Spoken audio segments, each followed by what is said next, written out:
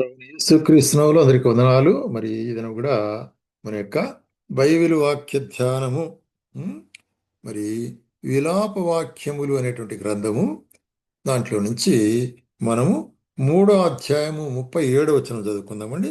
3వ అధ్యాయము 37వ వచనం.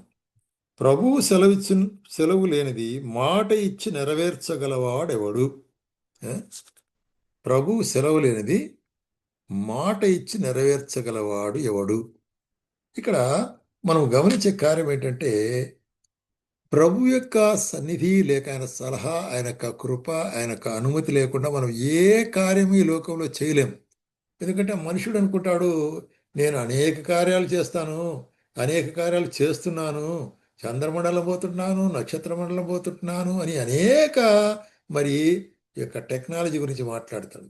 అయితే దేవుని యొక్క అనుమతి లేకుండా ఏది కూడా చేయలేవు అనేటువంటి కార్యాన్ని గుర్తిరగవలసి అనుకుంటున్నాం. ఎందుకంటే ఆయన సర్వశక్తి కలిగినట్టు దేవుడు. ఆయన యొక్క చిత్తము అనేటువంటిది చాలా ప్రాముఖ్యమైంది, ఆయన సహాయం అనేటువంటిది చాలా ప్రాముఖ్యమైనది అనేటువంటిది నువ్వు గుర్తిరగకపోతే, ఒకవేళ నువ్వు కొన్ని మానవ జ్ఞానము ద్వారా కొంత చేయగలవు, కానీ అవి అసంపూర్ణములే. అవి అసంపూర్ణములే. అందుకొరకే మరి కీర్తనకర్త ఏమంటాడంటే, 33వ కీర్తన 37వ వచనం చూసినట్లయితే, సారీ 33వ కీర్తన 9వ వచనం చూస్తాం.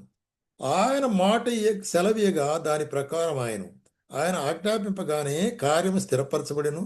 అన్ని జనుల ఆలోచనలు యెహోవా వ్యర్థము పరచును, జనముల యోచనలు ఆయన నిష్ఫలముగా చేయును. ఎందుకంటే యెహోవా ఆలోచన సదాకాలం నిలుచును, ఆయన సంకల్పములు తరతరములు ఉండును. కాబట్టి జనముల ఆలోచనలు ఆయన త్రిప్పివేసేవాడుకుంటున్నాడు. జనముల ఆలోచనలు ఆయన మరి చూసినట్లయితే ఫెయిల్ అయ్యేటట్టు కూడా చేయదు.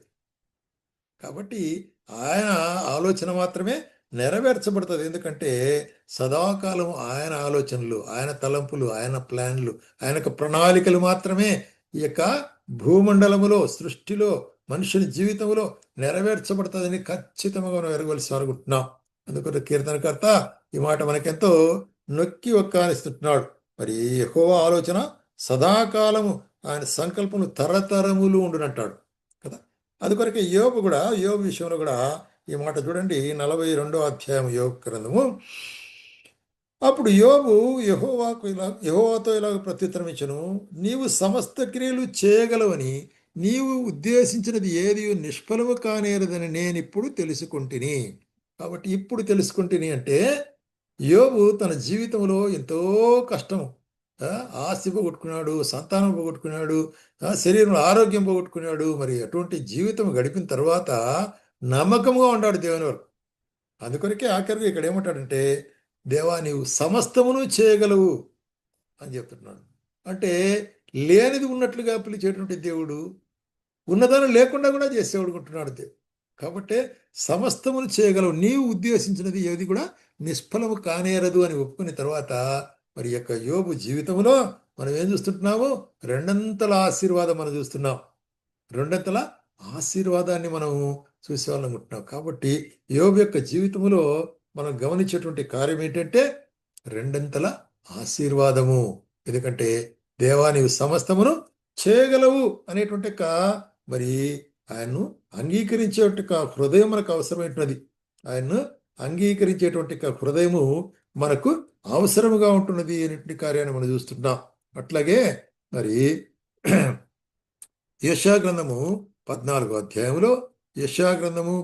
అధ్యాయంలో ఇక్కడ ఏమంటున్నాడు చూడండి. యెషయా గ్రంథము 14వ అధ్యాయము 24వ వచనం. 14:24 ఏమంటాడు ఇక్కడ? సైన్యములకు అధిపతిగా యెహోవా ప్రమాణపూర్వకముగా ఇలాగూ సెలవిచ్చున్నాడు, నేను ఉద్దేశించినట్లు నిశ్చయముగా జయము జరుగును, నేను యోచించినట్లు స్థిరపరచబడును. ఓకే. కాబట్టి యెషయా ద్వారా తన ప్రజలతో ఆయన ఇచ్చేటువంటి మరి భరోసా, మరి చూసినట్లయితే నమ్మకం ఏంటంటే, యెహోవానైన నేను ప్రమాణపూర్వకంగా నీతో చెప్తున్నాను, నేను ఉద్దేశించిన మాత్రమే మీ పక్షంగా నెరవేరుతాయి, నేను మీ పక్షముగా యోచించినట్టు గొప్ప కార్యములు ఉంటున్నవి అని చెప్తున్నాడు. పుస్తకంలో చూసినట్లయితే మీ పక్షముగా గొప్ప కార్యములు. కాబట్టి దేవుడు మన పక్షముగా గొప్ప కార్యములు చేస్తున్నాడు. ఆయన ఆలోచించుంటున్నాడు గొప్ప కార్యం. అయితే మనము మరి వాటిని ఎందుకు విశ్వసించవలసి అనుకుంటున్నాం. కాబట్టి ఆయన చేయగా, లేక ఆయన లేకుండా మనం ఏం చేయలేము. ఆయన చేయగా దాన్ని త్రిప్పివేయగలవాడు ఎవడు లేడు అంటున్నాడు.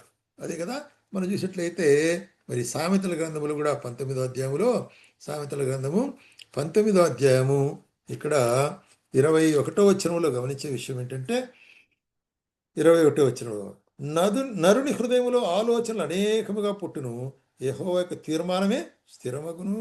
కాబట్టి అనేక ఆలోచనలు కదా, మనం అనేక ప్రణాళికలు వేసుకుంటాం. మన జీవిత సంబంధమైన అయితేనేమి, మన యొక్క కుటుంబ సంబంధమైన అయితేనేమి, మన సంఘ సంబంధమైన అయితేనేమి, అనేక విధమైనటువంటి ప్రణాళికలు మనం రచించుకుంటాం. ఈ విధంగా చేస్తే, ఈ విధంగా చేస్తే, ఈ విధంగా చేస్తే బాగుంటుందని. బట్ ఇది ఏ విధంగా చేయాలనేటువంటిది అది దేవుని ఉద్దేశం.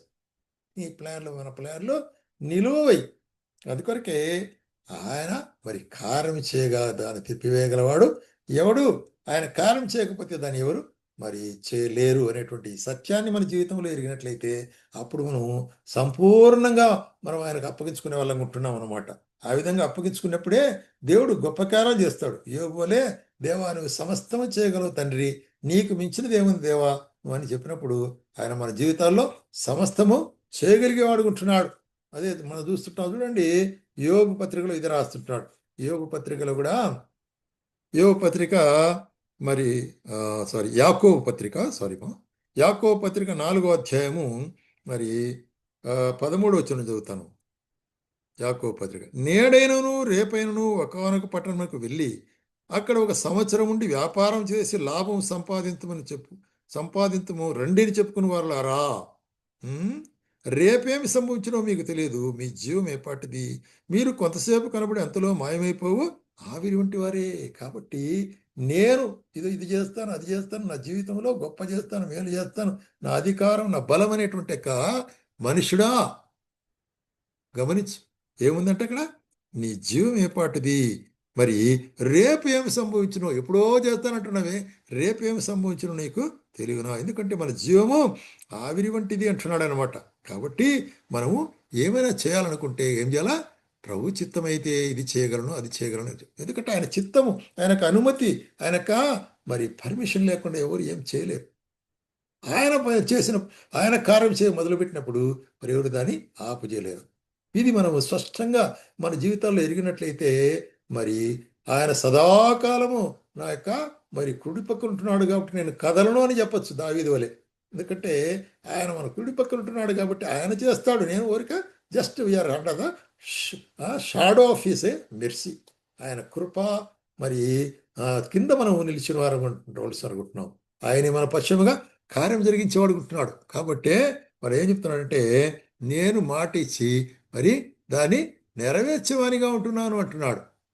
నేను మాట ఇచ్చినప్పుడు దాన్ని నెరవేరుస్తాను, దాన్ని తిప్పివేయగలవాడు ఎవడు లేడు అంటున్నాడు. కాబట్టి ప్రభు సమస్త కార్యములు మరి చేయగలిగిన వాడు అనేటువంటిది మన జీవితాల్లో ఎరిగి దాన్ని అనుసరించి ఆయన ఎందుకు మన విధేయులై మనం జీవించవలసిగా ఉంటున్నాం.